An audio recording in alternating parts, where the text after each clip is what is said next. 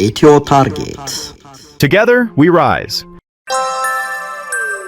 The most callous, corrupt, and incompetent presidential administration America's ever experienced. Michelle Obama is a man! Netanyahu will try to sabotage it. One of the ways he'd sabotage it is by putting out Epstein material against U.S. government officials, including Trump.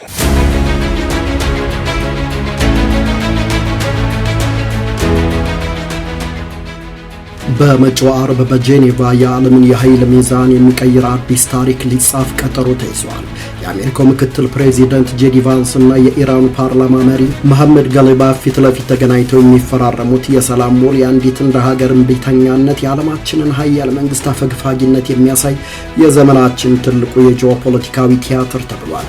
የቲያትሩ ገቢሮች ቀደም ሲል በተሰነዘሩት የሰላ ትችት፣ ቅጥ ያጣ ዘለፋና የኮመጠጠ ዛቻ ተወክለዋል።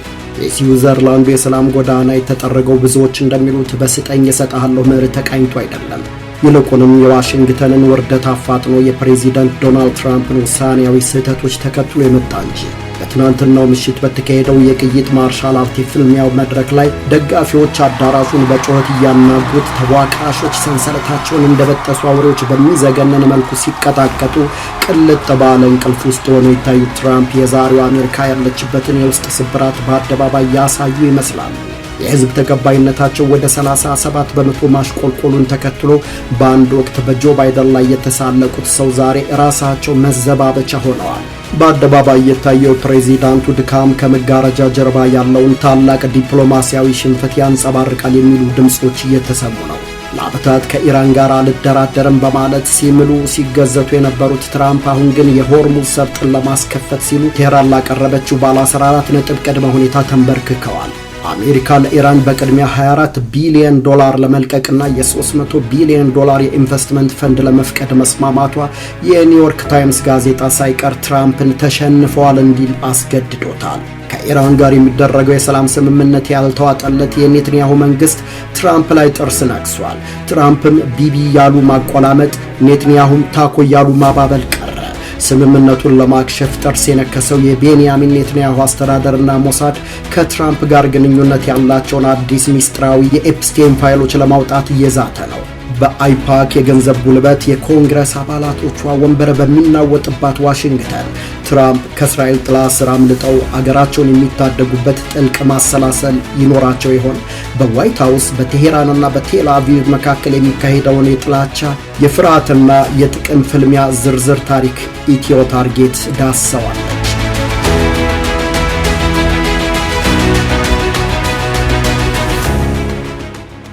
ትናንት ማታ በተካሄደው የቅይጥ ማርሻል አርት ሻምፒዮና ላይ የታደሙትን ዶናልድ ትራምፕ ለሚያስተውላቸው አንዳች ያልተናገሩት ደዌ መጨረሻቸውን እያፋጠነው ይመስላል። ገጻቸው ገጽ አልሆነም። የአሜሪካ ብሔራዊ መዝሙር ሲዘመር ቢኖሩም ያሉ ያህል አያስቆጥርም። ቡጢውንና የታዳሚውን ጩኸት የእንቅልፍ መድኃኒት ያደረጉት ይመስል ተፋላሚዎቹ ሲቀጣቀጡ እሳቸው ቅልጥ ያለ እንቅልፍ ውስጥ ነበሩ። አሁን በጆ ባይደን የተዘባበቱት ትራምፕ ራሳቸው መዘባበቻ ሆነዋል። በአደባባይ ማንቀላፋቱን ተለማምደውታል። ምንም እንኳን እሳቸው አይኔን የምጨፍነው ተኝቼ ሳይሆን በጥልቅ ለማሰላሰል ነው የምትል ብልጣብልጥ ምክንያት ቢያቀርቡም ዶናልድ ትራምፕ ነገሮች ተበላሽተውባቸዋል የሚሏቸው በርካቶች ናቸው። የህዝብ ተቀባይነታቸው ማሽቆልቆሉን ጥናቶች ያመላክታሉ። ትራምፕ እንዲመሩት የሚፈልገው አሜሪካዊ ከ37 በመቶ አይበልጥም እየተባለ ነው። በ10ኛው የኦስትሪያ ዓለም አቀፍ ጉባኤ ላይ ከቀድሞ የካሊፎርኒያ አገረ ገዢ ዝነኛው የፊልም ተዋናይ አርኖልድ ሸዋርዚኒገር ጋር የተገኙት የቀድሞ የአሜሪካ ምክትል ፕሬዚዳንት ካሚላ ሃሪስ በትራምፕ ላይ ጠንከር ያለ ትችት ሰንዝረዋል። አሜሪካ በዘመነ ታሪኳ ካየቻቸው ፕሬዚዳንታዊ አስተዳደሮች ሁሉ እጅግ ጨካኙ፣ ሙሰኛውና አቅመ ቢሱ ሲሉ ወርፈዋቸዋል። I am not surprised that he may be using the Department of Justice to go after a political enemy in the current governor of California. And this is why I do believe this, upon many other examples of what is essentially, you're going to ask me questions about the current president, I'm going to be candid, what is essentially the most callous, corrupt, and incompetent presidential administration America's ever experienced. ከኢራን ጋር አልደራደርም በማለት ሲምሉ ሲገዘቱ የነበሩት የሀያሉ አገር መሪ የመረረ ነገር ገጥሟቸዋል።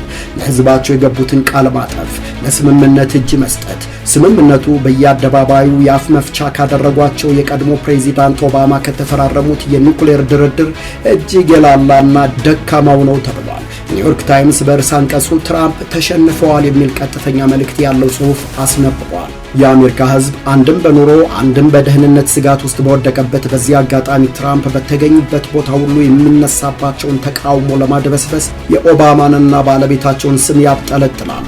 ግብረ ገብነት የጎደለው ስድብ እንዲሰደቡም ያደርጋሉ። በትናንቱ ምሽት የፍልሚያ ውድድርም ላይ ይሄው ተስተናግዷል። ጆሽ ሆኪት ተጋጣሚውን ዴሪክ ሉዊስን ካሸነፈ በኋላ ትራምፕን የሚያስፈነድቅ ታዳሚውን የሚያሳቅቅ መልእክት ከመድረኩ ላይ አስተላልፏል። ሚሼል ኦባማ ጾታዋ ወንድ ነው በማለት የመናገር ነጻነት በሚል የአሜሪካንን የህግ ጥበቃ የተማመነው ተደባዳቢ ግብረ ገብነት የጎደለው እጅግ የወረደና ጸያፍ ስድብ ተሳድቧል። Michelle Obama is a man. Am I right, America? ትራምፕ ወደ ፍልሚያ ሻምፒዮናው ከማምራታቸው በፊት በበይነ መረባቸው አንድ መልእክት አስተላልፈው ነበር። ከኢራን ጋር የሰላም ስምምነት ላይ ደርሰናል፣ የሆርሙዝ ሰርጥን ክፍት ሆኗል የሚል መልእክታቸውን ከለጠፉት ጥቂት ደቂቃዎች በኋላ ደግሞ ማለት የሆርሙዝ ሰርጥ ዓርብ ዕለት ይከፈታል፣ ነገር ግን ከዚያ በፊት በባህሩ ላይ የጣልነውን እገዳ በፍጥነት እያነሳን ነው በሚል አስተካከሉት። ትራምፕ ልዑካን ቡድናቸው ስምምነቱን እንዲፈርም ሲያዙ ነገሮች አልጋ ባልጋ እንዳልሆኑላቸው መገመት ይቻላል። የልደት ቀናቸውን በአሸናፊነት መንፈስ ለመዘከር ቢመኙም ከኢራን በኩል የተሰማው ግን ሌላ ነው። በቀጥንም ጠጅ ነኝ የሚል አይነት መገዳደር። በስምምነቱ ዙሪያ እስካሁን የወጣ ዝርዝር መረጃ ባይኖርም ውስጥ አዋቂ ምንጮች እንደሚሉት አሜሪካ ለኢራን በትንሹ 24 ቢሊዮን ዶላር አስቀድማ ለመስጠት ተስማምታለች። በተጨማሪም የካፒታል ኢንቨስትመንትና ብድሮችን ያካተተ የ300 ቢሊዮን ዶላር ፈንድ ከአሜሪካ ይጠበቃል እየተባለ ነው። ከዚህም ማለፍ ብሎ ዩናይትድ ስቴትስ ኢራን ያስቀመጠቻቸውን ቅድመ ሁኔታዎች በሙሉ ተስማምታለች የሚል ጭምጭምታ አለ። ቀደም ሲል ያነሳ ነው ኒውዮርክ ታይምስ ይህንኑ በዘወርዋራው አረጋግጧል። እንዲህ አይነት የክብር የኢኮኖሚና የደህንነት ጉዳት ራስ ላይ ጎትቶ ለማምጣት ቀድሞውንስ ለምን ጦርነት ውስጥ መግባት አስፈለገ? በብዙዎች ዘንድ የሚመላለስ ግን ምላሽ ያልተገኘለት ጥያቄ። አሁን ባለው የስምምነቱ ውል መሰረት ኢራን ዩራኒየም እንድታበለጽግ ተፈቅዶላታል። ምንም እንኳን በዝቅተኛ ደረጃ ላይ እንዲሆን መግባባት ላይ ተደርሷል ቢባልም ለዚህ ነው ስምምነቱን ከኦባማ ስምምነት የባሰ ደካማ የአሜሪካንን ኃያልነት ኃይል ያሳጣ ያስባለው። ኔትንያሁ ደግሞ የዚህ ሁሉ ችግር ጠንሳሽ፣ የዚህ ሁሉ ውድቀት ደጋሽ ተብለው ተፈርጀዋል። አሜሪካ ስለ ስምምነቱ ጥቅል መግለጫ በሰጠችበት ቅጽበት የኢራን መገናኛ ብዙሃን ባለ 14 ነጥቦች አሉት የሚባለውን የስምምነቱን ዝርዝር ይፋ አድርገዋል። አሜሪካ በባህሩና በኢራን ላይ የጣለችውን እንቅስቃሴ ገደብ፣ የነዳጅና የኬሚካሎች ዝውውር እገዳ በፍጥነት እንድታነሳ፣ በሊባኖስ የሚደረገው ውጊያ በአስቸኳይ እንዲቆም፣ የሆርሙዝ ሰርጥ በ30 ቀናት ውስጥ ተከፍቶ በኢራን ቁጥጥር ስር እንዲሆን፣ የታገደባት የ24 ቢሊዮን ዶላር ድጋፍ እንዲለቀቅ፣ የ300 ቢሊዮን ዶላር የኢንቨስትመንት ፈንድ እንዲፈቀድ የሚጠይቁት ከስምምነቱ አበይት ነጥቦች ውስጥ ይካተታሉ።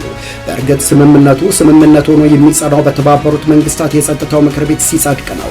ይህ ሁሉ እልቂትና ጥፋት ሲፈጸም እጁን አጣጥፎ የተቀመጠው ተቋም የመጨረሻው የስምምነቱ አጽዳቂ ሆኖ መከሰቱ ግን ብዙዎችን ማስደነቁ አልቀረም።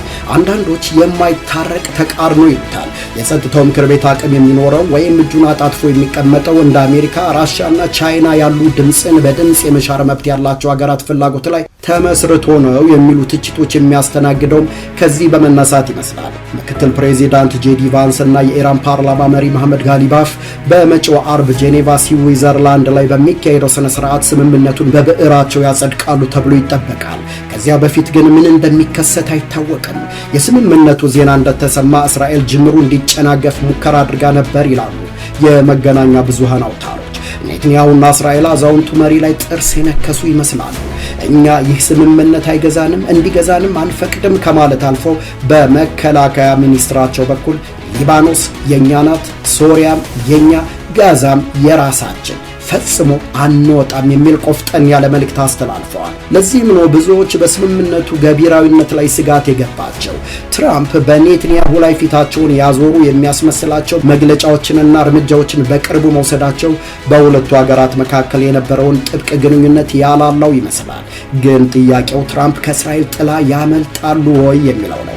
እስራኤል አሜሪካንን እንደፈለገች ለምን ትዘውራታለች? የቀድሞው የእስራኤል ስለላ ድርጅት ሞሳድ ባልደረባው ቤን መናሼ ትራምፕ በኤፕስቴን የወንጀል ቅሌት ውስጥ መሳተፋቸውን የሚያረጋግጥ ተጨማሪ ፋይል ኔታንያሁ እጅ ላይ እንዳለ ተናግረዋል። ሞሳድና ኔታንያሁ ለክፉ ቀን ያቆዩትን ይህንን ሰነድ በማውጣት ትራምፕ ስምምነቱን እንዳይፈርሙ ማስፈራሪያ ሊያደርጉት ይችላል። Between the Americans and the Iranians, and it's going towards that. Netanyahu will try to sabotage it.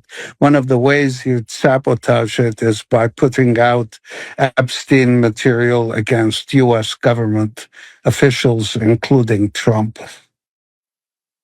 And he put it out there.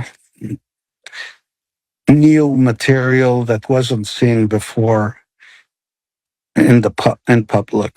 በእርግጥም በእስራኤል ደጋፊነት የሚንቀሳቀሱት እንደ አሜሪካ እስራኤል የህዝብ ጉዳዮች ኮሚቴ አይፓክ ያሉት የፖለቲካ ተጽዕኖ ፈጣሪ ቡድኖች ሎቢስቶች ለስምምነቱ በቀላሉ እጅ ይሰጣሉ ተብሎ አይጠበቅም። የትኛውም የአሜሪካ ፖለቲከኛ በእስራኤል ላይ ጠንከር ያለ ትችት ከሰነዘረ በምርጫ እንዳይመረጥ ከፍተኛ የገንዘብና የፕሮፓጋንዳ ዘመቻ ይከፈትበታል። ስለዚህ የኮንግረስ አባላት የራሳቸውን ወንበር ላለማጣት ሲሉ የእስራኤልን ፍላጎት አይቃወሙም። ቦውማንንና ሆሪ ቡሽን ያየ በእስራኤል አይቀልድም የሚባለውም ያለ ምክንያት አይደለም። የዴሞክራት ፓርቲ የኮንግረስ አባል የነበሩት ጀማል ቦውማን በአንድ ወቅት በእስራኤል የጋዛ ጦርነት አያያዝ ላይ ጠንከር ያለ ትችት ይሰነዝራሉ። አይፓክ በዝምታ አላለፋቸውም። ከ14 ሚሊዮን ዶላር በላይ በመመደብ ከፕሬዚዳንት ባይደን አጀንዳ ጋር የማይስማማና ለቀጠናው የማይጠቅም አክራሪ የሚል ፕሮፓጋንዳ አሰራጭ። ስማቸው ጠለሽ። ቦውማን በገንዘብና በፕሮፓጋንዳ ኃይል ተበልጠው በምርጫው ተሸነፉ። የኮንግረስ ወንበሩንም አጡ። አንድ እናክል ጥቁር አሜሪካዊቷና የግራ ዘመም የዴሞክራት ፓርቲ የኮንግረስ አባል የነበሩት ኮሪ ቡሽ በተመሳሳይ በጋዛ አፋጣኝ የተኩስ አቁም እንዲደረግ አሜሪካ ለእስራኤል የምትሰጠው ወታደራዊ እርዳታ እንዲቆም በግልጽ ይከራከራሉ። አይፓክ እድሜ ተዝቆ ለማያልቀው የገንዘብ ምንጩ ከ8.5 ሚሊዮን ዶላር በላይ ወጪ በማድረግ ተቀናቃኛቸውን ደገፈ። በነሐሴ 2024 የውስጥ ምርጫ ኮሪ ቡሽን እንዲሸነፉ አደረገ። የአይፓክ እርምጃ ግልጽ መልእክት አለው። እስራኤልን የተገዳደረ በወንበሩ ቆመረ።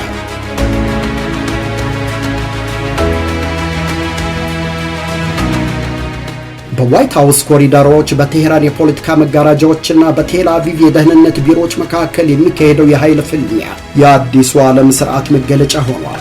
በትናንቱ ምሽት የፍልሚያ ውድድር ላይ ያንቀላፉት ዶናልድ ትራምፕ ከእንቅልፋቸው ሲነቁ የሚጠብቃቸው እውነታ ግን እጅግ የበረታ ነው። በአንድ በኩል ከኢራን ጋር የተደረገውና አሜሪካንን አንገት አስደፋ የተባለው የቢሊዮኖች ዶላር ስምምነት የፕሬዚዳንቱን የውስጥ ኃይል ይገዳደራል። በሌላ በኩል ደግሞ የእስራኤልና የሞሳድ ሚስጥራዊ ፋይሎች የትራምፕን ቀጣይ ጣፈንታ በገመድ ላይ አንጠልጥለውታል። ታዲያ አርብ ዕለት በጄኔቫ የሚፈረመው ስምምነት የአሜሪካንን የበላይነት ማክተም ያብስራል ወይስ ትራምፕ ከመጋረጃ ጀርባ ባሉ ጫናዎች ተገፍተው የሰላሙን ጠረጴዛ ይገለብጡታል? በአደባባይ ማንቀላፋትን የመረጡት አዛውንቱ መሪ ከዚህ የፖለቲካ ዙሪት ውስጥ ራሳቸውንና ሀገራቸውን ነፃ የሚያወጡበት ጥልቅ ማሰላሰል ይኖራቸው ይሆን? ቸርን ሰንበት።